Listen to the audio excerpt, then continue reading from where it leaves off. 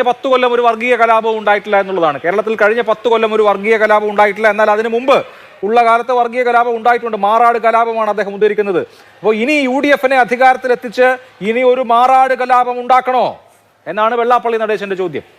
നാട്ടുകാരെ, നിങ്ങൾ ആരെ പറ്റിക്കാൻ വേണ്ടിയിട്ടല്ല, ഒരു നല്ല കാര്യത്തിന് വേണ്ടിയിട്ടാണ്. UDF-ന്റെ കാലത്ത് മാറാട് കലാപം ഉണ്ടായി. മാറാട് കലാപം ഉണ്ടായത് UDF-ന്റെ എന്ന മുന്നണിക്കതിൽ എന്ത് പങ്കാളുള്ളത്? അതിൻ്റെ ജുഡീഷ്യൽ കമ്മീഷനിൽ എവിടെയെങ്കിലും ഭരണകൂടത്തെ ആരെങ്കിലും കുറ്റപ്പെടുത്തിയിട്ടുണ്ടോ? ഇതെന്ത് വർത്താനത്? മാറാടുണ്ടായ കലാപം ഒന്നാം മാറാട് കലാപത്തിൻ്റെ പ്രതികാരമായി ചെയ്യപ്പെട്ടതാണെന്ന് എല്ലാവർക്കും അറിയാം. പക്ഷെ UDF സർക്കാർ അതിനെ അടിച്ചമർത്തി. ഇന്ന് പ്രശ്നങ്ങളില്ലാത്ത നല്ലൊരു നാടായി, നല്ല മതസൗഹാർദ്ദത്തോടെ ജീവിക്കുന്ന ഒരു നാടായി മാറി. UDF സർക്കാർ അവിടെ ഒരുപാട് തൊഴിൽ സംരംഭങ്ങൾ കൊണ്ടുവന്നു. അവിടെ സ്ത്രീകൾ, മുസ്ലിം സ്ത്രീകളും ഹിന്ദു സ്ത്രീകളും ഈ മത്സ്യബന്ധന മേഖലയിലെ കുടുംബങ്ങളുമൊക്കെ അതീവ യോജിപ്പോടുകൂടി വളരെ നല്ല രീതിയിലൂടെ ജീവിക്കുകയാണ്. ഇതിലെങ്ങനെ UDF-നെ കുറ്റപ്പെടുത്താൻ? ഒന്ന് നിർത്തണോ തന്റെ ഈ പുളു മുമ്പിൽ വെറും ഒരു പച്ച മനുഷ്യനായിരിക്കാനാണ് എനിക്ക് ആഗ്രഹം. പറയാണ് 3ാം തവണയും പിണറായി വിജയൻ വരുമെന്ന്. അദ്ദേഹം പിണറായി വിജയൻ വേണ്ടി മുഷ്ടിയൊക്കെ ചുരുട്ടിയാണ്. ഇതാ 3ാം പിണറായി സർക്കാർ, LDF ആണ് വരാൻ പോകുന്നത്, ഇവിടെ വർഗീയ കലാപങ്ങളില്ലാത്ത ഒരു ഭരണത്തിന് വേണ്ടി LDF വരണമെന്ന്. ഇപ്പോൾ 10 കൊല്ലം മുമ്പ് നിങ്ങൾ ആശ്രയവും അഭയവുമായി കണ്ട ആൾ ഇപ്പോൾ പിണറായി വിജയന്റെ പ്രചാരകനാവുമ്പോൾ എന്ത് തോന്നുന്നു?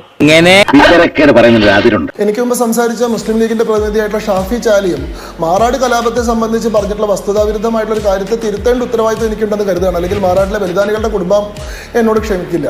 നോക്കൂ, UDF-ന് യാതൊരു പങ്കുമില്ലാത്ത കലാപമായിരുന്നു അത് എന്നല്ല ജുഡീഷ്യൽ കമ്മീഷൻ പറഞ്ഞത്. മുസ്ലിം ലീഗ് നേരിട്ട് പങ്കെടുത്തിട്ടുള്ള കലാപമായിരുന്നു എന്നാണ് തോമസ് പി ജോസഫിന്റെ നേതൃത്വത്തിലുള്ള എൻക്വയറി കമ്മീഷൻ കണ്ടെത്തിയത്. മുസ്ലിം ലീഗിന്റെ 2 പ്രധാനപ്പെട്ട നേതാക്കൾ PP മൊയ്തീൻ കോയയും അതേപോലെ തന്നെ മായിൻ ഹാജിയും. മായിൻ ഹാജി ആ സമയത്ത് കോഴിക്കോട് ഡെവലപ്മെന്റ് അതോറിറ്റിയുടെ ചെയർമാൻ ആയിരുന്ന ആളാണ്. IUML-ന്റെ ഉന്നതനായിട്ടുള്ള കോഴിക്കോട് ഭാഗത്തെ നേതാവാണ് ഈ PP മൊയ്തീൻ കോയ എന്ന് പറയുന്ന ആള്. ഈ 2 പേരെയും പേരെടുത്ത് പറഞ്ഞുകൊണ്ടാണ് റിപ്പോർട്ട്. FM എന്ന പേരിൽ, ഫിനാൻസ് മിനിസ്റ്റർ എന്ന പേരിൽ ഇവർക്ക് ഫണ്ട് ചെയ്യാൻ വേണ്ടിയിട്ട് പാർട്ടിയിലെ ഉന്നതൻ പ്രവർത്തിച്ചിരുന്നു എന്ന് പറഞ്ഞിട്ടുള്ള റിപ്പോർട്ടാണ്. അങ്ങനെയൊക്കെ വഴിയില്ല. 62 പ്രതികളെ ജീവപര്യന്തം ശിക്ഷിച്ചിട്ടുള്ള, മുസ്ലിം ലീഗ് പ്രവർത്തകരായിട്ടുള്ള 62 പ്രതികളെ ജീവപര്യന്തം ശിക്ഷിച്ചിട്ടുള്ള, മുസ്ലിം ലീഗിനെ പേരെടുത്ത് പരാമർശിച്ചിട്ടുള്ള റിപ്പോർട്ടാണ് മാറാട് കലാപവുമായി ബന്ധപ്പെട്ട് തോമസ് പി ജോസഫ് കമ്മീഷൻ സമർപ്പിച്ചിട്ടുള്ളത്. അതുകൊണ്ട് ആ കലാപത്തിൽ UDF-ന് പങ്കില്ലെന്നൊന്നും ദയവായിട്ട് അങ്ങ് പറഞ്ഞു ഒഴിയരുത്. ആ കലാപത്തിൽ പങ്കെടുത്തിട്ടുള്ള ആളുകൾ ഓടി ഒളിച്ചിട്ട്, പോലീസിൽ നിന്ന് രക്ഷപ്പെടാൻ വേണ്ടി ഓടി ഒളിച്ചിട്ടുള്ള പള്ളിയിൽ നിന്ന് അവരെ സംരക്ഷിക്കാനും തെളിവുകൾ നശിപ്പിക്കാനും വേണ്ടിയിട്ട് ഒരു കേന്ദ്രമന്ത്രി തന്നെ നേരിട്ട് മാറാട് എത്തിയിട്ടുള്ള അനുഭവമൊക്കെ മലയാളികൾ മറന്നിട്ടില്ല എന്നുള്ളതെങ്കിലും നിങ്ങൾ ഓർക്കണം.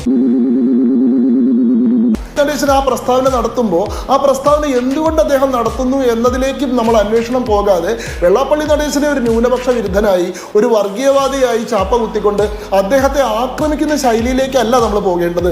എന്തുകൊണ്ടാണ് വെള്ളാപ്പള്ളി നടേശനെ പോലെ കേരളത്തിലെ പ്രധാനപ്പെട്ട ഒരു സമുദായ സംഘടനയുടെ നേതാവിന് അത്തരത്തിലൊരു നിലപാട് സ്വീകരിക്കേണ്ടി വരുന്നത്? പ്രത്യേകിച്ചും ഹിന്ദു സമുദായ സംഘടനകൾക്കെല്ലാം കഴിഞ്ഞ 10 വർഷത്തിനിടയിൽ ഇടതുപക്ഷം നടത്തിയിട്ടുള്ള ധാരാളം ഹിന്ദുവിരുദ്ധമായിട്ടുള്ള പ്രവർത്തനങ്ങളോട് മാനസികമായി തന്നെ വലിയ വിപ്രതിപത്തിയും വലിയ എതിർപ്പും ഉള്ളവരാണ്. ഇനിയും ചോദിക്കേ, പറയാം. ശബരിമല സ്വർണ്ണക്കൊള്ളയിൽ കോൺഗ്രസും നിങ്ങളൊക്കെ സമരം ചെയ്യാണല്ലോ. NSS ഇറങ്ങിയിട്ടുണ്ടോ?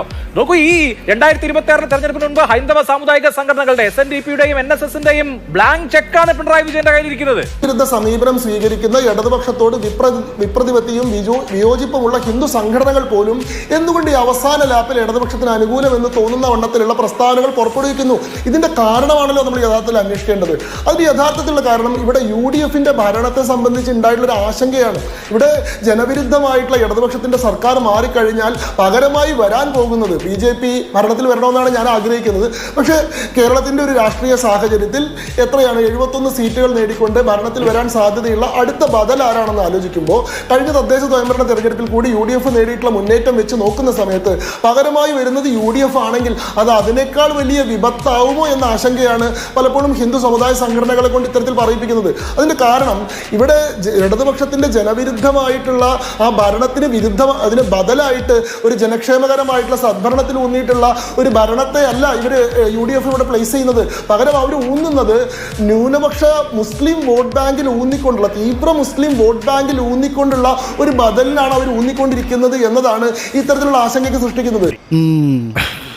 നിന്റെ പാർട്ടി നല്ല അസല് പാർട്ടിയാണ്. ഈ കഴിഞ്ഞ തദ്ദേശ സ്വയംഭരണ തെരഞ്ഞെടുപ്പിൽ പോലും SDPIയുടെ PFI എന്ന് പറയുന്ന നിരോധിതമായിട്ടുള്ള രാജ്യവിരുദ്ധ പ്രവർത്തനം നടത്തുന്നതിന്റെ പേരിൽ നിരോധിക്കപ്പെട്ടിട്ടുള്ള സംഘടനയുടെ രാഷ്ട്രീയ ആമായിട്ടുള്ള SDPIയുടെ, അതേപോലെ തന്നെ മൗദൂദിയുടെ ഇന്ത്യയെ ഒരു ഇസ്ലാമിക രാഷ്ട്രമാക്കണം, ശരിയ നിയമത്തിന് കീഴിൽ കൊണ്ടുവരണം എന്ന് പ്രഖ്യാപിക്കുന്ന മൗദൂദിയുടെ ജമാഅത്തെ ഇസ്ലാമിയുടെ രാഷ്ട്രീയ സംഘടനയായിട്ടുള്ള വെൽഫെയർ പാർട്ടി പോലെയുള്ള സംഘടനകളുടെ പിന്തുണയും അവരുടെ പൂർണ്ണമായിട്ടുള്ള പങ്കാളിത്തവും നിർലജ്ജം സ്വീകരിച്ചുകൊണ്ട് അവരെ കൂടി മുന്നണിയുടെ ഭാഗമാക്കിക്കൊണ്ട് തെരഞ്ഞെടുപ്പിനെ നേരിടുകയും തെരഞ്ഞെടുപ്പിൽ ജയിക്കുകയും ചെയ്യുന്ന ഈ പറയുന്ന UDFന്റെ രാഷ്ട്രീയ ശൈലി കാണുന്ന സമയത്ത് ഇവർ അധികാരത്തിൽ വന്നു കഴിഞ്ഞാൽ കേരളത്തിൽ ഒരു ന്യൂനപക്ഷ ഭരണമാണോ സംഭവിക്കാൻ പോകുന്നത് എന്ന ആശങ്കയാണ്. അതെ അതെ, എന്തൊക്കെ അഭ്യാസങ്ങൾ കാണിച്ചാ ഓരോരുത്തർ ജീവിക്കുന്നു. ഒരു കാലത്ത് BJPയുടെ നേതാവായിരുന്നില്ല, അദ്ദേഹം ഞങ്ങളുടെ താരപ്രചാരകനുമായിരുന്നില്ല. അതൊക്കെ നിങ്ങൾ പറയുന്ന വാചകങ്ങളാണ്. BDJS എന്ന് പറയുന്ന പാർട്ടി BJPയുടെ സഖ്യകക്ഷിയാണ്. ഒരു ഔദ്യോഗിക ചുമതലയിലും വെള്ളാപ്പള്ളി നടേശൻ ഉണ്ടായിട്ടില്ല. ഞാൻ പറയട്ടെ സാർ, ഞാൻ തുടങ്ങുമ്പോഴേ ഇങ്ങനെ ഇടപെടുന്നത് എന്തിനാണ്? ബാക്കിയുള്ളവർ മുഴുവൻ ഈ മൈതാന പ്രസംഗം മുഴുവൻ നടത്തുമ്പോൾ നിങ്ങൾ ഇടപെട്ടിട്ടില്ലല്ലോ. മനുഷ്യനാലേ കുറച്ചൊക്കെ ഒരു ഇതൊക്കെ വേണം, സപ്പോസ് എന്തെങ്കിലുമൊക്കെ വേണം. വെള്ളാപ്പള്ളി നടേശനെ സംബന്ധിച്ചിടത്തോളം, ഇടതുപക്ഷത്തെ സംബന്ധിച്ചിടത്തോളം writing on the wall is very clear. അവർക്ക് എഴുത്ത് മനസ്സിലായി. നിങ്ങൾ പറയുന്ന പോലെ ന്യൂനപക്ഷ വോട്ട് കിട്ടില്ല എന്നുള്ള കാര്യം ഇടതുപക്ഷത്തിന് മനസ്സിലായി കഴിഞ്ഞിട്ടുണ്ട്. എന്താണ് ഈ തദ്ദേശ സ്വയംഭരണ തെരഞ്ഞെടുപ്പിൽ നടന്നിട്ടുള്ളത്? മലപ്പുറം ഒരു പച്ചപ്പാടം എന്നായിരുന്നു മലയാള മനോരമയിലെ ഒന്നാമത്തെ പേജിലെ വാർത്ത. മലപ്പുറം ഒരു പച്ചപ്പാടം. ഞാൻ പറയുന്നതല്ല, കേരളത്തിലെ പ്രമുഖ മാധ്യമങ്ങൾ പറഞ്ഞാണ്. നീ കുറെ നേരമായി കിളച്ച് കയറിക്കൊണ്ടിരിക്കുക. ഈ പരിപ്പ് എന്റെ അടുത്ത് വേഗത്തിൽ. മലപ്പുറം ജില്ലാ പഞ്ചായത്തിലെ 32 സീറ്റിലെ 32 സീറ്റ് UDF.